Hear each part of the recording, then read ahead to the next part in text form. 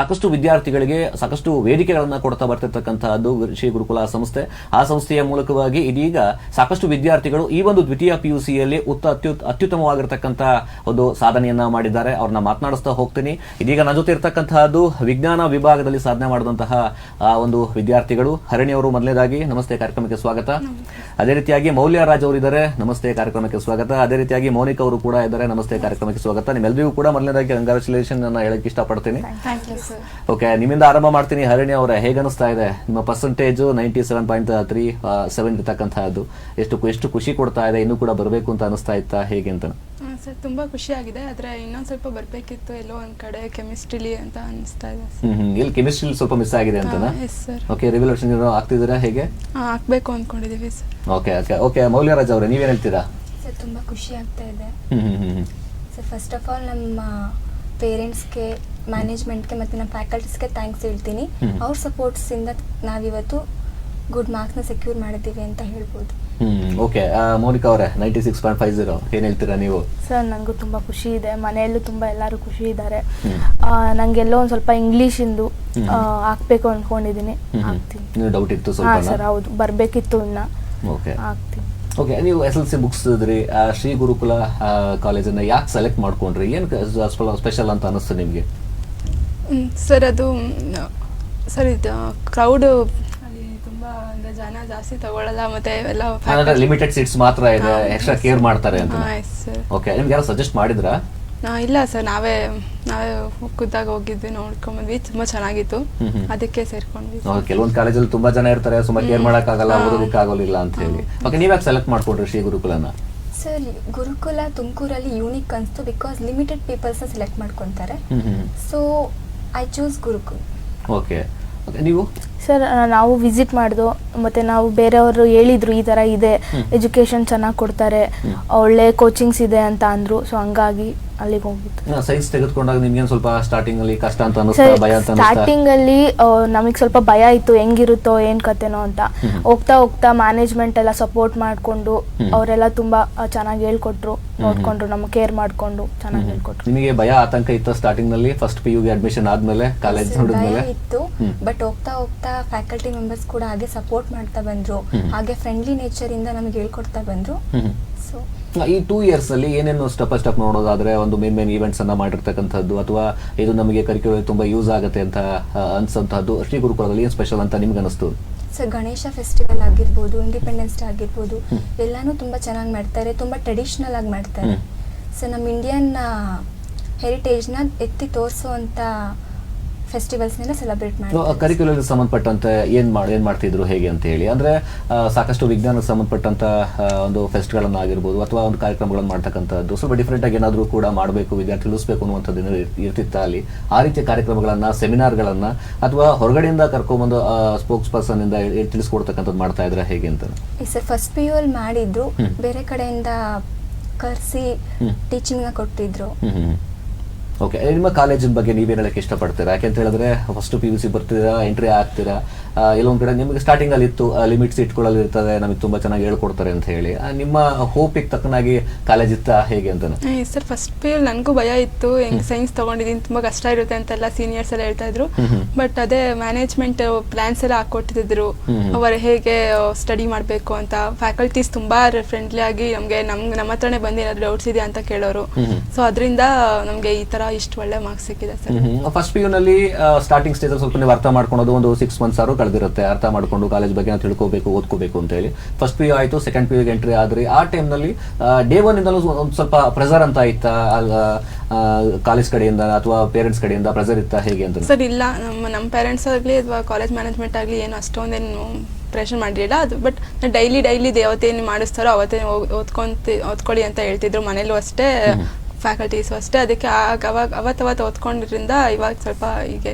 ನೀವೇನಾದ್ರು ಕೂಡ key points ಮಾಡ್ಕೊಳ್ಳೋದು ಅಥವಾ ಟೀಚರ್ಸ್ ಹತ್ರ ಪ್ರಾಬ್ಲಮ್ಸ್ ಇದ್ರೆ ಕೇಳೋದು ಅಂತದನ್ನ ಮಾಡ್ತಿದ್ರೆ? ಎಸ್ ಸರ್, ನಾವು ಅದೇ ಟೀಚರ್ಸ್ ಹತ್ರ ಎಲ್ಲ ಏನಾದ್ರು ಅರ್ಥ ಆಗ್ಲಿಲ್ಲ ಹೋಗಿ ಕೇಳ್ತಿದ್ವಿ, ಮತ್ತೆ ಅವರೇ ಎಲ್ಲ ಚಿಕ್ಕದಾಗಿ ಹೇಳೋರು, ಮತ್ತೊಂದ್ಸತಿ ಏನಾದ್ರು ಅರ್ಥ ಆಗಲಿಲ್ಲ ಅಂದರೆ ಅವರೇ ಶಾರ್ಟ್ ನೋಟ್ಸ್ ಮಾಡಿಕೊಡೋರು. ಆದರೆ ಅದರಿಂದ ನಾವು ಇನ್ನೊಂದು ಚೂರು ಎಫರ್ಟ್ ಹಾಕಿದ್ರಿಂದ ಈ ಥರ ಆಗಿದೆ. ಓಕೆ, ನಿಮಗೆ ಫಸ್ಟ್ PU ಮುಗಿತು, ಸೆಕೆಂಡ್ PU ಬಂದ್ರಿ, ಆ ಟೈಮ್ನಲ್ಲಿ ಯಾವ ಥರ ಪ್ರಿಪ್ರೇಷನ್ ಸ್ಟಾರ್ಟ್ ಮಾಡ್ಕೊಡ್ರಿ? ಅಂದರೆ ಡೇ ಒನ್ದಲ್ಲೂ ಕೂಡ ಸಾಕಷ್ಟು ಪರಿಶ್ರಮ ಹಾಕಬೇಕಾಗುತ್ತೆ. ಯಾಕೆಂತ ಹೇಳಿದ್ರೆ PUC, ದ್ವಿತೀಯ PUC ಅಥವಾ ಸೆಕೆಂಡ್ PUC ಅಂತ ಬಂದಾಗ ಒಂದು ಪ್ರೆಸರ್ ಅಂತ ಇದ್ದೇ ಇರುತ್ತೆ. ನಿಮಗೆ ಪೇರೆಂಟ್ಸ್ ಪ್ರೆಸರ್ ಆಗ್ತಾ ಇದ್ರು ಅಥವಾ ಟೀಚರ್ಸ್ ಪ್ರೆಸರ್ ಆಗ್ತಾ ಇದ್ರ? ಯಾವ ರೀತಿಯಾಗಿ ನೀವು ಸ್ಟಡಿ ಸ್ಟಾರ್ಟ್ ಮಾಡ್ಕೊಂಡ್ರಿ ಡೇ ಒನ್ ಇಂದ ಅಂತ? ಸರ್, ನಮ್ಮ ಟೀಚರ್ಸ್, ನಮ್ಮ ಲೆಕ್ಚರರ್ಸ್ ಆಗಲಿ, ಮ್ಯಾನೇಜ್ಮೆಂಟ್ ಕಡೆಯಿಂದ ಆಗಲಿ, ಪೇರೆಂಟ್ಸ್ ಆಗಲಿ, ಯಾರು ಕೂಡ ನಮಗೆ ಪ್ರೆಷರ್ ಹಾಕಿರಲಿಲ್ಲ. ಸೊ ಡೇ ಒನ್ನಿಂದನೂ ನಮ್ಮ ಗುರುಕುಲ್ ಅವರು ಮಾಕ್ ಟೆಸ್ಟ್ನ ಕಂಡಕ್ಟ್ ಮಾಡ್ತಿದ್ರು ವೀಕ್ಲಿ. ಸೊ DPPsನ ಕೊಡ್ತಿದ್ರು, ಸಾಲ್ವ್ ಮಾಡ್ಕೊತಿದ್ವಿ. ಏನಾದರೂ ಅರ್ಥ ಆಗಿಲ್ಲ ಅಂದರೆ ಇಂಡಿವಿಜುವಲ್ ಹೋಗಿ ಕೇಳಿದ್ರು ಕೂಡ ಸಾಲ್ವ್ ಮಾಡಿ ಕೊಡ್ತಾ ಇದ್ರು. ನಿಮ್ಮ ಸ್ಟಾರ್ಟಿಂಗ್ ಸ್ಟೇಜಲ್ಲಿ ಯಾವ ಥರ ಇತ್ತು, ಹೇಗಿತ್ತು ಅಂತ? ಸರ್, ನಮಗೆ ಅಂತಾನೆ ಲೆಕ್ಚರರ್ಸ್ ಬಂದು ಅವರು ಟೈಮ್ ಟೇಬಲ್ ಎಲ್ಲ ಹಾಕೊಡೋರು. ಅದ್ರ ಪ್ರಕಾರ ನಾವು ಓದ್ಕೊಂತಿದ್ದೋ. ವೀಕ್ಲಿ ಟೆಸ್ಟಸ್ ಎಲ್ಲ ನಡೀತಿತ್ತು. ಕನ್ಸಿಸ್ಟೆನ್ಸಿ ಇದ್ರೆ ಈ ಥರ ಸ್ಕೋರ್ ಮಾಡ್ಬೋದು ಅನ್ನೋದು ಹೇಳ್ಬೋದು. ಕನ್ಸಿಸ್ಟೆನ್ಸಿಯಿಂದನೇ ಲೆಕ್ಚರರ್ಸು ಕೂಡ ನಮಗೆ ನಾವು ಎಲ್ಲ ಹೇಳ್ಕೊಡೋ. ನಾವು ಅವ್ರ ಹತ್ರ ಹೋಗಿ ಕ್ಲಾಸಲ್ಲಿ ಕೇಳೋಕ್ಕಾಗಿಲ್ಲ ಅಂತ ಅಂದ್ರೂ ಅವ್ರ ಹತ್ರ ಹೋಗಿ ನಾವು ಸಪ್ರೇಟಾಗಿ ಹೋಗಿ ಕೇಳಿದ್ರೆ ಖುಷಿಯಿಂದ ಫ್ರೆಂಡ್ಲಿ ಆಗಿ ಹೇಳ್ಕೊಡೋರು ಎಲ್ರು. ಶ್ರೀ ಗುರುಕುಲ ಅಂತ ಬಂದಾಗ ಹೊರಗಡೆ ಜನಕ್ಕೆ ಸಾಕಷ್ಟು ಗೊತ್ತಿರೋದಿಲ್ಲ. ನೀವು 2 ವರ್ಷ ಅಲ್ಲಿ ಓದಿದ್ದೀರಾ, ತಿಳ್ಕೊಂಡಿದ್ದೀರಾ, ಒಂದು ಅಧ್ಯಯನ ಕೂಡ ಮಾಡ್ಕೊಂಡಿದ್ದೀರಾ. ನಿಮಗೆ ಏನ್ ಅನ್ಸುತ್ತೆ ಆ ಶ್ರೀ ಗುರುಕುಲ ಅಂತ ನೆನಪಾದಾಗ? ಅಲ್ಲಿರ್ತಕ್ಕಂಥ ಫ್ಯಾಕಲ್ಟಿ ಆಗಿರ್ಬೋದು, ಅಲ್ಲಿರ್ತಕ್ಕಂಥ ಹಾಸ್ಟೆಲ್ ವ್ಯವಸ್ಥೆ ಆಗಿರ್ಬೋದು, ಅಥವಾ ಬೇರೆ ಒಂದು ಸೌಲಭ್ಯಗಳಾಗಿರ್ಬೋದು, ಏನು ಸ್ಪೆಷಲ್ ಅಂತ ನಿಮ್ಗೆ ಅನಿಸ್ತಾ ಇದೆ? ಸರ್, ಅಲ್ಲಿರುವಂತಹ ಎಲ್ಲ ಲೆಕ್ಚರರ್ಸು ತುಂಬಾ ಫ್ರೆಂಡ್ಲಿ ಆಗಿರ್ತಾರೆ, ಒಳ್ಳೆ ಎಜುಕೇಶನ್ ಕೊಡ್ತಾ ಇದ್ದಾರೆ, ನಮಗೆ ತುಂಬಾ ಸಪೋರ್ಟಿವ್ ಆಗಿರ್ತಾರೆ, ಕೇರ್ ಮಾಡ್ತಾರೆ, ಒಬ್ಬೊಬ್ರನ್ನೇ ಕೇರ್ ಮಾಡ್ಕೊಂಡು ಹೋಗ್ತಾರೆ, ಒಳ್ಳೆ ಟೀಚಿಂಗ್ ಹೇಳ್ಕೊಡ್ತಾರೆ. ಓಕೆ, ನಿಮ್ಮ ಪರ್ಸ್ಪೆಕ್ಟಿವ್ ನೋಡೋದಾದ್ರೆ ಯಾವ ತರ ಗುರುಕುಲ ನೋಡ್ತೀರಾ? ಯಾಕೆಂತ ಹೇಳಿದ್ರೆ ಸೌಲಭ್ಯಗಳಾಗಿರ್ಬೋದು ಅಥವಾ ಟೀಚಿಂಗ್ ಆಗಿರ್ಬೋದು, ಓವರ್ ಆಲ್ ನೋಡಿದಾಗ ಹೇಗೆ ಅನಿಸ್ತದೆ ನಿಮಗೆ? ಸರ್, ಚೆನ್ನಾಗಿದೆ. ಮ್ಯಾನೇಜ್ಮೆಂಟ್ ಆಗಿರ್ಬೋದು, ಫ್ಯಾಕಲ್ಟೀಸ್ ಆಗಿರ್ಬೋದು, ಎಲ್ಲರೂ ತುಂಬ ಒಳ್ಳೆ ಟೀಚಿಂಗ್ನ ಕೊಡ್ತಾ ಇದ್ದಾರೆ. ಸೊ ಹಾಗೆ ತುಂಬ ಸಪೋರ್ಟಿವ್ ಆಗಿ ಕೂಡ ಇದ್ದಾರೆ ಸ್ಟೂಡೆಂಟ್ಸ್ಗೆ. ಓಕೆ, ನೀವು ಹರಿಣಿ ಅವರೇ, ನೀವು ನೋಡೋದ್ ಮಟ್ಟಿಗೆ ಶಿಕ್ಷಣ ಸಂಸ್ಥೆ ಅಂತ ಹೇಳಿದಾಗ ತುಂಬಾ ಎಲ್ಲೋ ಒಂದ್ ಕಡೆ ಜವಾಬ್ದಾರಿ ಇರುತ್ತೆ, ಅವ್ರಿಗೆ ಏನಾದ್ರು ಒಂದು ಬದಲಾವಣೆ ಮಾಡಬೇಕು ಅಂತ ಹೇಳಿ ಆ ಪ್ರೆಸರನ್ನು ನಿಮ್ಮ ಮೇಲೆ ಹಾಕಂಥದ್ದಾಗಿರ್ಬೋದು, ಅಥವಾ ಅಲ್ಲಿರ್ತಕ್ಕಂಥ ಸೌಲಭ್ಯಗಳ ವಿಚಾರಗಳಾಗಿರ್ಬೋದು, ಅಂದ್ರೆ ಹಾಸ್ಟೆಲ್ ಆಗಿರ್ಬೋದು, ಅಥವಾ ಅಲ್ಲಿ ಫ್ಯಾಕಲ್ಟಿ ವಿಚಾರ ಆಗಿರ್ಬೋದು, ಬಸ್ ವ್ಯವಸ್ಥೆ ಆಗಿರ್ಬೋದು, ಈ ಥರ ಸೌಲಭ್ಯಗಳ ವಿಚಾರಕ್ಕೆ ಬಂದಾಗ ನಿಮ್ಗೇನು ಸ್ಪೆಷಲ್ ಅಂತ ಅನಿಸ್ತು? ಏನು ಅಟ್ರಾಕ್ಷನ್ ಅಂತ ಅನಿಸುತ್ತೆ ನಿಮಗೆ? ಸರ್, ಇಲ್ಲೇ ಹಾಸ್ಟೆಲ್ಲು ಎಲ್ಲಾನು ಚೆನ್ನಾಗಿತ್ತು ಸರ್. ನಾನು ಬಸ್ಸಲ್ಲೇ ಹೋಗ್ತಿದ್ದು ಕಾಲೇಜ್ಗೆ. ತುಂಬಾ ಒಳ್ಳೆ ಬಸ್ಗಳು, ಅಂದರೆ ಚೆನ್ನಾಗಿರೋ ಬಸ್, ಸೀಟ್ಸ್ ಎಲ್ಲ ಚೆನ್ನಾಗಿರ್ತಿತ್ತು, ಆರಾಮಾಗಿ ಕುತ್ಕೊಂಡು ಹೋಗ್ತಿದ್ವಿ ಸರ್. ಮತ್ತೆ ಫ್ಯಾಕಲ್ಟೀಸು ಚೆನ್ನಾಗಿ ಹೇಳ್ಕೊಡ್ತಿದ್ರು ಸರ್. ನಾವು ಯಾವ ಟೈಮಲ್ಲಿ ಫೋನ್ ಮಾಡಿದ್ರು ರಾತ್ರಿ, ಅಂದರೆ ನಾಳೆ ಬೆಳಗ್ಗೆ ಮಾಕ್ ಟೆಸ್ಟ್ ಇರುತ್ತೆ ಅಂದರೆ ಇವತ್ತು ಫೋನ್ ಮಾಡಿದ್ರು ರಾತ್ರಿ ಅವಾಗಲೂ ಹೇಳ್ಕೊಡೋರು ಡೌಟ್ ಎಲ್ಲ ಅಕಸ್ಮಾತ್ ಏನಾದರೂ ಇದ್ರೆ. ಸರ್ ಚೆನ್ನಾಗಿ ಸುಮಾರು ಎಷ್ಟು ಅಟೆಂಡ್ ಮಾಡಿದ್ರೆ ಮಾಕ್ ಟೆಸ್ಟ್ಗಳನ್ನ? ಎಷ್ಟು ಮಾಡಿದ್ದಾರೆ ಸರ್? ಪ್ರತಿ ವೀಕ್ ಮಂಡೇ ಮಾಡ್ತಿದ್ರು ಸರ್. ನಾನು ಪ್ರತಿ ವೀಕ್ ಅಟೆಂಡ್ ಆಗ್ತಿದ್ದೆ. ನಾನು ಅಕಸ್ಮಾತ್ ಯಾವತ್ತು ಮಿಸ್ ಆಗ್ತಿರೋ ಅವತ್ತು ಮಾಡ್ತಿರಲಿಲ್ಲ, ಯಾಕೆಂದ್ರೆ ಅದು ನಿಮಗೆ ಜಾಸ್ತಿ ಹೆಲ್ಪ್ ಮಾಡುತ್ತೆ ಅಂತ ಅಟೆಂಡ್ ಮಾಡ್ತಿದ್ದೆ ಸರ್. ಫಸ್ಟ್ ಮಾರ್ಕ್ ಟೆಸ್ಟಿಗೂ ಲಾಸ್ಟ್ ಮಾರ್ಕ್ ಟೆಸ್ಟಿಗೂ ಎಷ್ಟು ಡಿಫರೆನ್ಸ್ ಅಂತ ಅನಿಸುತ್ತೆ ಸರ್? ಫಸ್ಟ್ ಮಾರ್ಕ್ ಟೆಸ್ಟ್ ಅಂದ್ರೆ ಕಂಪ್ಯಾರಿಟಿವ್ ಕಡಿಮೆ ಬಂದಿತ್ತು, ಬಟ್ ಲಾಸ್ಟ್ ಮಾರ್ಕ್ ಟೆಸ್ಟ್ ಅಷ್ಟೊತ್ತಿಗೆ ಸರ್ ತುಂಬಾ ಜಾಸ್ತಿ ಬಂದಿತ್ತು. ಓಕೆ, ನಿಮ್ಮ ಮಾರ್ಕ್ ಟೆಸ್ಟ್ ನಲ್ಲಿ ಹೇಳೋದಾದ್ರೆ ಮಾರ್ಕ್ ಟೆಸ್ಟ್ ಫಸ್ಟ್ ಮತ್ತೆ ಲಾಸ್ಟ್ ಯಾವ ತರ ಇತ್ತು ಅಂತ ಅನ್ಸುತ್ತೆ? ಫಸ್ಟಿಗೆ ತುಂಬಾ ಲೋ ಇತ್ತು, ಹೋಗ್ತಾ ಹೋಗ್ತಾ ಹಂಗೆ ಪೀಕ್ ಹೋಯ್ತು. ಓಕೆ, ಸಾಕಷ್ಟು ಚೇಂಜ್ ಮಾಡ್ಕೊಂಡಿದ್ದೀರಾ, ಸಾಕಷ್ಟು ತಿಳ್ಕೊಂಡಿದ್ದೀರಾ ನೀವು. ಮಾರ್ಕ್ ಟೆಸ್ಟ್ ಬಗ್ಗೆ ಏನ್ ಹೇಳ್ತೀರಾ ನೀವು? ಸರ್, ಫಸ್ಟ್ ಏನಿತ್ತೋ ಅದು ಕಂಪೇರ್ ಮಾಡಿದ್ರೆ ಲಾಸ್ಟಿಗೆ ಬರೋ ಅಷ್ಟರಲ್ಲಿ ಲಾಸ್ಟ್ ಮಾರ್ಕ್ ಟೆಸ್ಟಿಗೆ ತುಂಬಾ ಚೇಂಜಸ್ ಇತ್ತು, ತುಂಬಾ ಇಂಪ್ರೂವ್ ಆಗಿತ್ತು ಅಷ್ಟೇ. ಓಕೆ, ನಿಮ್ಮ ನೆಕ್ಸ್ಟ್ ಗುರಿ ಏನಾಗಬೇಕು ಅಂತ ಆಸೆ ಇದೆ ನಿಮ್ಗೆ? ಏನ್ ಮಾಡ್ಬೇಕು ಅಂತ ಆಸೆ ಇದೆ ನಿಮ್ಗೆ? ಇಂಜಿನಿಯರಿಂಗ್ ಮಾಡಬೇಕು ಅಂತ ಯಾರು ಸಜೆಸ್ಟ್ ಮಾಡಿದ್ರು ಅಥವಾ ನಿಮ್ಗೆ ಅನ್ಕೊಂತಾ ಇದ್ದೀರಾ? ನನಗೆ ಇಷ್ಟ ಇಂಜಿನಿಯರಿಂಗ್ ಮಾಡಬೇಕು ಅನ್ನೋದು ತುಂಬಾ ಇಷ್ಟ ನಿಮ್ಗೆ? ಸರ್, ನಂಗೆ ಮೆಡಿಕಲ್ ಮಾಡಬೇಕು ಅಂತ ಚಿಕ್ಕ ವಯಸ್ಸಿಂದನೂ ಇಷ್ಟ ಇದೆ. ಸೊ ಮೆಡಿಕಲ್ ನಿಮ್ಮ ಆಂಬಿಷನ್, ಗುರಿ, ನಿಮಗೆ ಆಗ್ಲೇಬೇಕು ಅಂತ ಹೇಳಿ. ಓಕೆ, ನಿಮ್ಗೆ? ಸರ್, ನಾನು ಅಷ್ಟೇ ಇಂಜಿನಿಯರಿಂಗ್ ಮಾಡಬೇಕು ಅಂತ ಮುಂಚೆಯಿಂದನೂ ಆಸೆ ಇತ್ತು ಸರ್. ಒಂದು ಗೋಲ್ ಇಟ್ಕೊಂಡು ಮುಂದೆ ಹೆಜ್ಜೆ ಇಡ್ತಾ ಇದ್ದೀರಾ. ಓಕೆ, ಈಗ ನೀವು ಸೆಕೆಂಡ್ PU ಪಾಸ್ ಆಗಿದ್ದೀರಾ, ನೆಕ್ಸ್ಟ್ ಸ್ಟೆಪ್ ಹೆಜ್ಜೆ ಇಟ್ಕೊಂಡು ಹೋಗ್ತಾ ಇದ್ದೀರಾ. ಈಗ ಫಸ್ಟ್ PU ಇರತಕ್ಕಂಥ ವಿದ್ಯಾರ್ಥಿಗಳಿಗೆ, ಸ್ಟೂಡೆಂಟ್ಸ್ಗೆ ಏನ್ ಸಜೆಸ್ಟ್ ಮಾಡ್ತೀರಾ ಅಂತಾನೆ?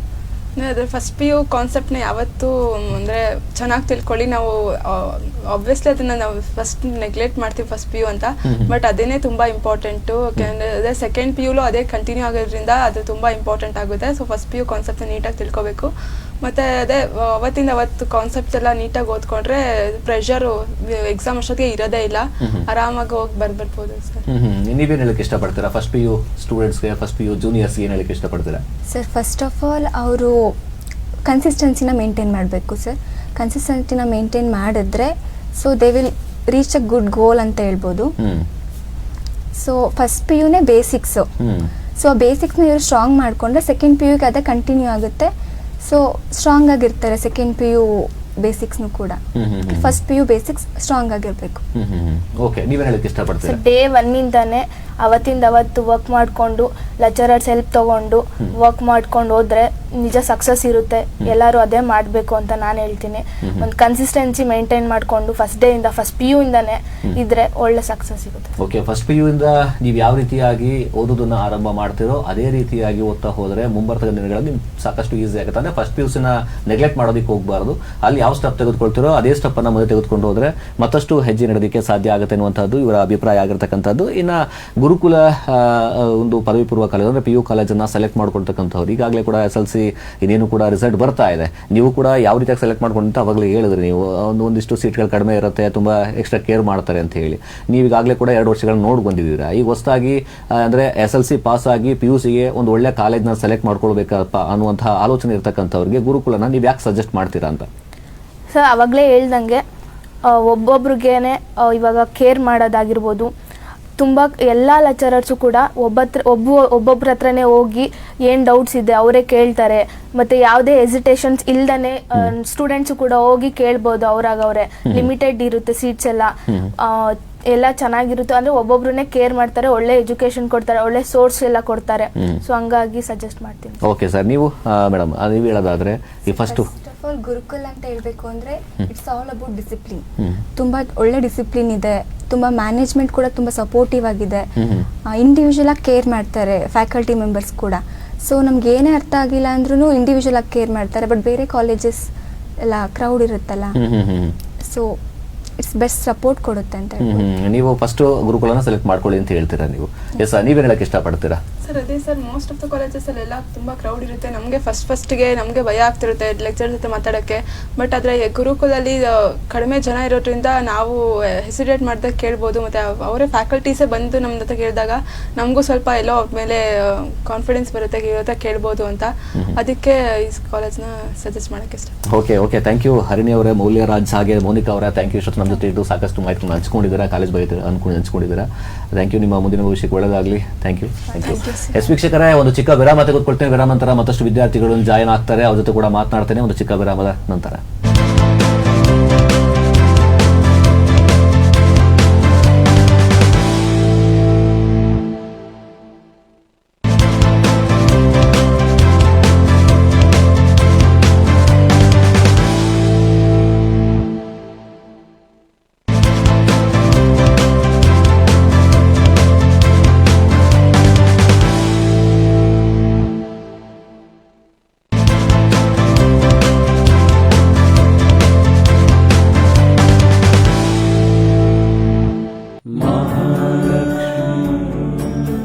ವಾವ್, ಅಮ್ಮ ನಾವಿಲ್ ಬಂದಿದ್ದು ನಿನ್ನಷ್ಟೇ ಸುಂದರವಾಗಿರೋದನ್ನ ನೋಡೋಕೆ. ಬನ್ನಿ ಮೇಡಮ್, ಏನ್ ನೋಡ್ತೀರಾ? ನನ್ ಮಗಳ ಮದ್ವೆಗೆ ಜ್ಯುವೆಲರಿ ಸೆಟ್ ನೋಡ್ತಿದ್ದೆ.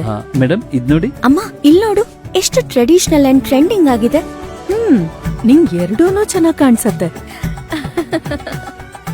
ಅಮ್ಮ 30 ವರ್ಷಗಳಿಂದ ಶ್ರೀ ಮಹಾಲಕ್ಷ್ಮಿ ಜ್ಯುವೆಲರ್ಸ್ ನಮ್ಮ ಕುಟುಂಬದ ಮೊದಲ ಆಯ್ಕೆ. Shri Mahalakshmi jewellers, SS Puram, Tumakuru. Raksha super speciality ortho ಆಸ್ಪತ್ರೆ ತುಮಕೂರಿನಲ್ಲಿ ಕಳೆದ 25 ವರ್ಷಗಳಿಂದ ಜನರಿಗೆ ವಿಶ್ವಾಸಾರ್ಹ ಆರ್ಥೋ ಟ್ರೀಟ್ಮೆಂಟ್ ನೀಡುತ್ತಿರುವ senior orthopaedic surgeon professor doctor Muralidhar ಅವರ ಮಾರ್ಗದರ್ಶನದಲ್ಲಿ ಇದೀಗ ಆಧುನಿಕ ಸೌಲಭ್ಯಗಳೊಂದಿಗೆ 24 ಗಂಟೆಗಳ trauma care, hi tech modular laminar 2 OTಗಳು, 8 ಬೆಡ್ಡುಗಳ ಸುಸಜ್ಜಿತ ICU, in house medical store, advance trauma care, knee ಮತ್ತು shoulder arthroscopy, endoscopic spine surgery, minimal invasive micro discectomy, advance polytrauma fracture treatment, joint replacement, digital x ray, physiotherapy, hi tech laboratory ಎಲ್ಲವೂ ಒಂದೇ ಕಟ್ಟಡದ ಒಳಗೆ ಲಭ್ಯ. Well equipped hi tech state of art super speciality Raksha hospital, Radhakrishna ರಸ್ತೆ, Upparahalli flyover ಕೆಳಗೆ, Tumakuru. Jeeni slim ತಗೊಳಕ್ಕೆ start ಮಾಡಿದ್ನು ಅವಾಗ ಮಂತ್ಲಿ ಪೀರಿಯಡ್ಸ್ ಆಗ್ತಾ ಇದ್ದೀನಿ. PCOD ಪ್ರಾಬ್ಲಮ್ ನಾರ್ಮಲ್ ಆಗಿದೆ, ಥೈರಾಯ್ಡ್ ನಾರ್ಮಲ್ ಆಗಿದೆ. ಪೀರಿಯಡ್ಸ್ ಎಲ್ಲ 6 ಮಂತ್ ಆದ್ರೂ ಆಗ್ತಾ ಇದ್ದಿಲ್ಲ, ಇವಾಗ ರೆಗ್ಯುಲರ್ ಪೀರಿಯಡ್ಸ್ ಆಗ್ತಾ ಇದೆ. ಜೀನಿ ಸ್ಲಿಮ್ ನ ಯೂಸ್ ಮಾಡಿ 8 ತಿಂಗಳಲ್ಲಿ 55 kg ಸಣ್ಣ ಆಗಿದ್ದಾರೆ. ಜೀನಿ ಸ್ಲಿಮ್ ತಗೊಳ್ಳಿ, ಬೇಗ ಸಣ್ಣ ಆಗ್ತೀರಾ, ಫ್ಯಾಟ್ ಲಾಸ್ ಆಗ್ತದೆ. ಜೀನಿ ಸ್ಲಿಮ್ ನ ಯೂಸ್ ಮಾಡಿ 100% ಯಾವುದೇ ಸೈಡ್ ಎಫೆಕ್ಟ್ ಇಲ್ದಂಗೆ ಸಣ್ಣ ಆಗ್ತೀರಾ.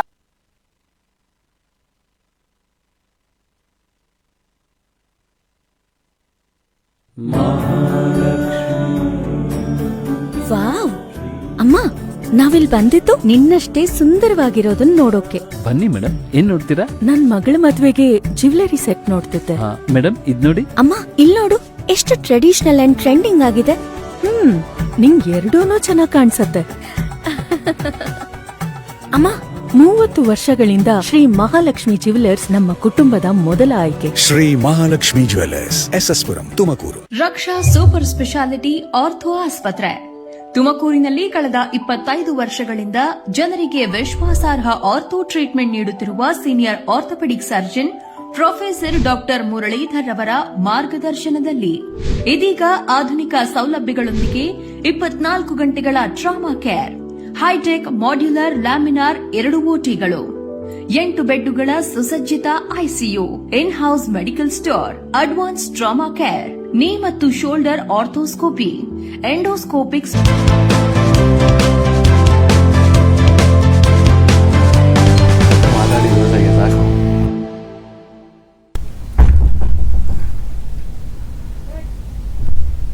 ಎಸ್, ಪಿಯುಸಿ ಟಾಪರ್ ಸ್ಟಾಕ್ ವಿಶೇಷ ಕಾರ್ಯಕ್ರಮಕ್ಕೆ ಮತ್ತೊಮ್ಮೆ ಸ್ವಾಗತ. ವಿರಾಮ ನಂತರ ಮತ್ತೆ ಸ್ವಾಗತ.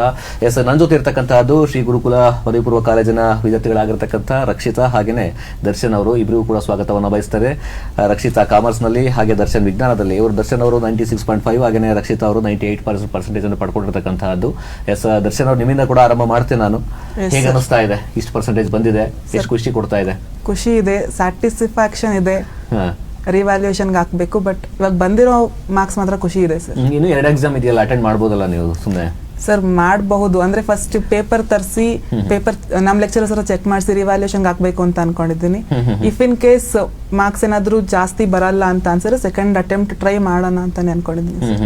ಓಕೆ, ರಕ್ಷಿತ್ ಅವ್ರು ಏನೇನು ಹೇಳಕ್ಕೆ ಇಷ್ಟಪಡ್ತೀರಾ? ನನಗೂ ತುಂಬಾ ಖುಷಿ ಆಗ್ತಾ ಇದೆ, ಆದ್ರೂ ಸ್ವಲ್ಪ ಮಾರ್ಕ್ಸ್ ವೇರಿಯೇಷನ್ ಇದೆ ಅಂತ ಅನ್ನಿಸ್ತಿದೆ. ನಾನು ರಿವ್ಯಾಲ್ಯೂಯೇಷನ್ ಹಾಕ್ಬೇಕು ಅಂತ. ಓಕೆ, ಪ್ರಿಪರೇಷನ್ ಯಾವ ತರ ಇತ್ತು, ಹೇಗಿತ್ತು ಅಂತ PUC ಸೆಕೆಂಡ್ PUC ನಲ್ಲಿ? ಅಂದ್ರೆ ನಮ್ಮ ಮ್ಯಾನೇಜ್ಮೆಂಟ್ ಅಷ್ಟೇ ಸಪೋರ್ಟಿವ್ ಆಗಿತ್ತು, ನಮ್ಮ ಲೆಕ್ಚರರ್ಸು ಅಷ್ಟೇ. ಹೆಂಗ್ ನಮ್ಮ ಮ್ಯಾನೇಜ್ಮೆಂಟ್ ಎಲ್ಲ ಪ್ಲಾನ್ ಮಾಡ್ಕೊಡ್ತಿದ್ರು ಅದೇ ರೀತಿ ನಮ್ಮ ಲೆಕ್ಚರರ್ಸ್ ನಮಗೆ ಇಂಪ್ಲಿಮೆಂಟ್ ಮಾಡ್ತಿದ್ರು. ಆಮೇಲೆ ವೀಕ್ಲಿ ಟೆಸ್ಟ್ ಅಂದ್ರೆ ಚಾಪ್ಟರ್ ವೈಸ್ ಟೆಸ್ಟ್ ಮಾಡ್ತಾ ಇದ್ರು, ಮತ್ತೆ ಪ್ರಿಪರೇಟರೀಸ್ ತುಂಬಾ ಜಾಸ್ತಿ ಮಾಡ್ತಾ ಇದ್ರು, ಮಿಡ್ ಟರ್ಮ್ಸ್ ಎಲ್ಲ ಮಾಡ್ತಾ ಇದ್ರು. ಅದರಿಂದ ನಮಗೆ ತುಂಬಾ ಯೂಸ್ಫುಲ್, ಅಂದ್ರೆ ಈ ಕಾನ್ಸೆಪ್ಟ್ ಇಂದ ತೆಗಿಬಹುದು ಅನ್ನೋ ನಮ್ಗೆ ಅಲ್ಲೇ ಐಡಿಯಾ ಬರ್ತಿತ್ತು, ಇಂತಿಂತದ್ದು ಓದಿದ್ರೆ ತೆಗಿಬಹುದು ಮಾರ್ಕ್ಸ್ ನ ಅಂತ. ಅದಕ್ಕೆ ಸೈನ್ಸ್ ಏನೋ ಪ್ರಿಪೇರ್ ಆಗ್ತಿದ್ರು. ನೀವು ಕಾಮರ್ಸ್ ಯಾವ ತರ ಪ್ಲಾನ್ ಮಾಡ್ಕೊಂತ ಇದ್ರಿ ನೀವು ಸೆಕೆಂಡ್ PU? ನೀವು ಕಾಮರ್ಸ್ ನವರಲ್ವಾ, ಸೈನ್ಸ್ ನವರು? ಸರ್ ನಮಗೆ 5 ಪ್ರಿಪರೇಟರೀಸ್ ಮಾಡಿದ್ರು. ದೆನ್ ಸೈಕಲ್ ಟೆಸ್ಟ್ ಅಂತ ಹೇಳ್ಬಿಟ್ಟು 4 ಅಂದ್ರೆ ಸಿಲೆಬಸ್ ನ 4 ಪಾರ್ಟ್ಸ್ ಆಗಿ ಡಿವೈಡ್ ಮಾಡಿ 4 ಸರ್ತಿ ರಿವೈಸ್ ಮಾಡ್ಕೊಟ್ರು. ಈ ರಿವಿಷನ್ಸ್ ಆಗಿರ್ಬೋದು, ಅದ್ರ ಜೊತೆ 5 ಪ್ರಿಪರೇಟರಿ ಪ್ಲಸ್ ಬೋರ್ಡ್ ಪ್ರಿಪರೇಟರೀಸ್ ಆಗಿತ್ತು. ಈ ಎಲ್ಲಾ ಪ್ರಿಪರೇಟರೀಸ್ ನಮಗೆ ತುಂಬಾನೇ ಹೆಲ್ಪ್ ಮಾಡ್ತು. ಇದ್ರ ಜೊತೆ ನಮಗೆ ಹಳೆ ಕ್ವೆಶನ್ ಪೇಪರ್ಸ್ ಆಲ್ಮೋಸ್ಟ್ ಅರೌಂಡ್ ಒಂದು 8-9 ಇಯರ್ಸ್ ಕ್ವೆಶನ್ ಪೇಪರ್ಸ್ ವರ್ಕ್ ಮಾಡಿಸಿದ್ದಾರೆ. ಅಂಡ್ ವೇರಿಯಸ್ ಬೇರೆ ಬೇರೆ ಕಡೆಯಿಂದ ಕ್ವೆಶನ್ ಪೇಪರ್ಸ್ ನ ತರಿಸಿ ಸಾಲ್ವ್ ಮಾಡಿಸಿದ್ದಾರೆ. ಅದೆಲ್ಲವುದು ನಮಗೆ ತುಂಬಾನೇ ಹೆಲ್ಪ್ ಆಯ್ತು ಟು ಕ್ಲಿಯರ್ ಅವರ್ ಎಕ್ಸಾಮ್ಸ್. ಅದ್ರಲ್ಲೂ when we focus on competitive ಅಂತ ಬಂದಾಗ ನಮಗೆ ಕಾಂಪಿಟೇಟಿವ್ಗೆ ಕೂಡ ಎವ್ರಿ ಮಂಡೇ ನಮಗೆ ಮಾಕ್ ಟೆಸ್ಟ್ ನಡೆಯುತ್ತೆ. ಎವ್ರಿ ಸಂಡೇ ಕ್ಲಾಸಸ್ ಕೂಡ ನಮಗೆ ಇರ್ತದೆ. ಸಂಡೇ ಕ್ಲಾಸಸ್ ಅಲ್ಲಿ ನಮಗೆ ಮಾರ್ನಿಂಗ್ ಟು ಈವ್ನಿಂಗ್ ಒಂದು ಸಬ್ಜೆಕ್ಟ್ ನ ತಗೊಂಡು ಅದರಲ್ಲಿ important chapters, high weightage chapters ನ ರಿವೈಸ್ ಮಾಡ್ತಾರೆ, ಕಾಂಪಿಟೇಟಿವ್ ಕ್ವೆಶನ್ ಸಾಲ್ವ್ ಮಾಡ್ಕೊಡ್ತಾರೆ. ಇದರಲ್ಲಿ ನಮಗೆ ಕಾಂಪಿಟೇಟಿವ್ ಆಗಲಿ ಬೋರ್ಡ್ ಆಗಲಿ ಎರಡೂ ಬ್ಯಾಲೆನ್ಸ್ ಔಟ್ ಆಗ್ತಿತ್ತು. Evening classes sir, evening classes ನಮಗೆ 4 o'clock 4:10 ಕ್ಲಾಸ್ ಮುಗಿತಿತ್ತು. 4:30 ಇಂದ 6:30 ವರೆಗೂ ಈವ್ನಿಂಗ್ ಕ್ಲಾಸಸ್ ಇರ್ತಿತ್ತು. ಈವ್ನಿಂಗ್ ಕ್ಲಾಸ್ ಅಲ್ಲಿ ಕೂಡ ನಮಗೆ ಕಾಂಪಿಟೇಟಿವ್ ಫೋಕಸ್ ಮಾಡಿಸ್ತಿದ್ರು. ಕಾಂಪಿಟೇಟಿವ್ ಬೋರ್ಡ್ ಎರಡನ್ನೂ ಬ್ಯಾಲೆನ್ಸ್ಡ್ ಆಗಿ ಒಂದು ಕರೆಕ್ಟ್ ಗೈಡೆನ್ಸ್ ನಮ್ಮ ಮ್ಯಾನೇಜ್ಮೆಂಟ್ ನಮ್ಮ ಲೆಕ್ಚರರ್ಸ್ ಕೊಟ್ಟಿದ್ದಾರೆ ಸರ್. ನೀವು ಫಸ್ಟ್ ಕಾಲೇಜ್ ಅನ್ನ ಸೆಲೆಕ್ಟ್ ಮಾಡ್ಕೋಬೇಕಾದ್ರೆ ತುಮಕೂರಿನಲ್ಲಿ ಸಾಕಷ್ಟು ಕಾಲೇಜುಗಳು ಇದಾವೆ, ನೀವು ಗುರುಕುಲ ಯಾಕೆ ಸೆಲೆಕ್ಟ್ ಮಾಡ್ಕೊಂಡ್ರಿ ಅಂತ? ಸರ್ ಗುರುಕುಲ್ ನಮ್ ಸೀನಿಯರ್ಸ್ ಓದಿದ್ದು, ಅಂದ್ರೆ ನಮ್ ಸೀನಿಯರ್ಸ್ ಕೂಡ ಗುರುಕುಲಲ್ಲಿ ಓದಿದ್ದು. ಅಂಡ್ ನಮ್ ಸೀನಿಯರ್ಸ್ ಮತ್ತೆ ಗುರುಕುಲ್ ಬಗ್ಗೆ ನೋಡಿದಾಗ ನಮ್ ಸೀನಿಯರ್ಸ್ ಒಳ್ಳೆ ರಿಸಲ್ಟ್ ಇತ್ತು ಇಲ್ಲಿ. ಆ ಒಂದು ಕಾರಣದಿಂದ ನಾನು ಗುರುಕುಲಿಗೆ ಜಾಯ್ನ್ ಆಗಿದ್ದು.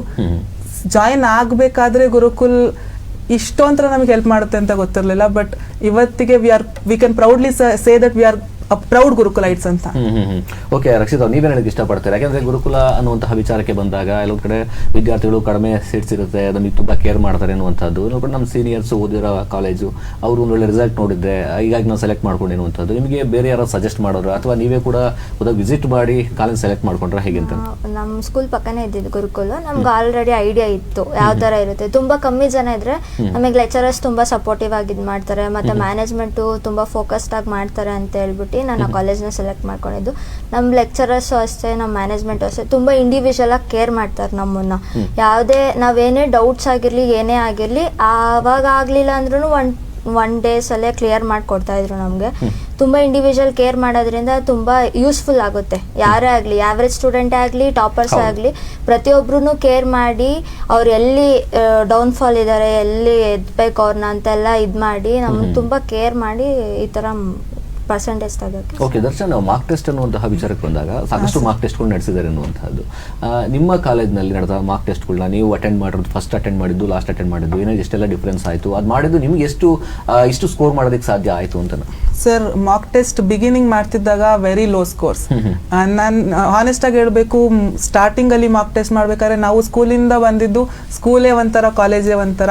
ಬಟ್ ಆದ್ರೆ ಅಲ್ಲಿಂದ ಇವತ್ತಿಗೆ ವಿ ಕ್ಯಾನ್ ನಮ್ಮ ಕಾಲೇಜಲ್ಲಿ ನಡೀತಿರ್ತಕ್ಕಂಥ ಮಾರ್ಕ್ ಅಲ್ಲಿ ಹೈಯೆಸ್ಟ್ ಸ್ಕೋರ್ಸ್ ಇದೆ. ಈ ಹೈಯೆಸ್ಟ್ ಸ್ಕೋರ್ಸ್ ತೆಗಿತಿರೋದು ನಮಗೆ ನಿಜ ಹೆಲ್ಪ್ ಆಯ್ತು. ಬಿಗಿನಿಂಗ್ ಅಲ್ಲಿ ಆಕ್ಚುಲಿ ಅಷ್ಟು ಸ್ಕೋರ್ ಮಾಡ್ತಿರ್ಲಿಲ್ಲ, ನೆಗೆಟಿವ್ ಅಂತ ತೆಗಿತಿರ್ಲಿಲ್ಲ ನಮಗೆ. ಓನ್ಲಿ ಅಂದ್ರೆ ಕಾಂಪಿಟೇಟಿವ್ ಎಕ್ಸಾಮ್ಸ್ ಅಲ್ಲಿ ನೆಗೆಟಿವ್ ತೆಗಿತಾರೆ, ನಮಗೆ ಬಿಗಿನಿಂಗ್ ಮಾಡ್ಬೇಕಾದ್ರೆ ನೆಗೆಟಿವ್ ತೆಗಿತಿರ್ಲಿಲ್ಲ. ಬಟ್ ಆದ್ರೆ ಇವಾಗ ನೆಗೆಟಿವ್ ಹೋಗಿ ಕೂಡ ನಮ್ದು ಒಳ್ಳೆ ಮಾರ್ಕ್ಸ್ ಬರ್ತಿದೆ. ಹಂಗಾಗಿ we have hopes on further studies. ಮೊದಲನೇ ಸಲ ಮಾರ್ಕ್ ಟೆಸ್ಟ್ ಮಾಡಿದಾಗ ಸುಮಾರು ನಿಮಗೆ ನೆನಪಿರೋದು ಹೇಳೋದಾದ್ರೆ ಎಷ್ಟು ಮಾರ್ಕ್ಸ್ ಇತ್ತು? ಈಗ ಲಾಸ್ಟ್ ಅಲ್ಲಿ ಮಾರ್ಕ್ ಟೆಸ್ಟ್ ಮಾಡಿದಿರ್ಬೋದು, ಅಥವಾ ಫುಲ್ ರಿಸಲ್ಟ್ ಬಂದಾಗ, ಸೆಕೆಂಡ್ PU ರಿಸಲ್ಟ್ ಬಂದಾಗ ಎಷ್ಟು ಮಾರ್ಕ್ಸ್ ಆಗಿದೆ ಅಂತ ನಿಮ್ಗೆ ಅನಿಸ್ತದೆ? ಸರ್, ಸ್ಟಾರ್ಟಿಂಗ್ ನಮಗೆ 240 ಮಾರ್ಕ್ಸ್ ಮಾರ್ಕ್ ಮಾಡ್ತಾರೆ. Every Monday we have mark test. ಆ ವೀಕಿನ ಸಿಲೆಬಸ್ ಮೇಲೆ ಮಾರ್ಕ್ ನಡೆಯುತ್ತೆ. ಅದರಲ್ಲಿ ಸ್ಟಾರ್ಟಿಂಗ್ ನಮಗೆ 240 ಅಷ್ಟೇ, ಅಂದ್ರೆ 240ಗೆ ಬಿಗಿನಿಂಗ್ ಇಂದ ಮಾಡಿದ್ದು. 240ಗೆ ಸ್ಟಾರ್ಟಿಂಗ್ ಅಲ್ಲಿ ಅರೌಂಡ್ 95, 80, 75 ಇಷ್ಟು ಬಿಗಿನಿಂಗ್ ಅಲ್ಲಿ ಇಷ್ಟೇ ಇದ್ದಿದ್ದು.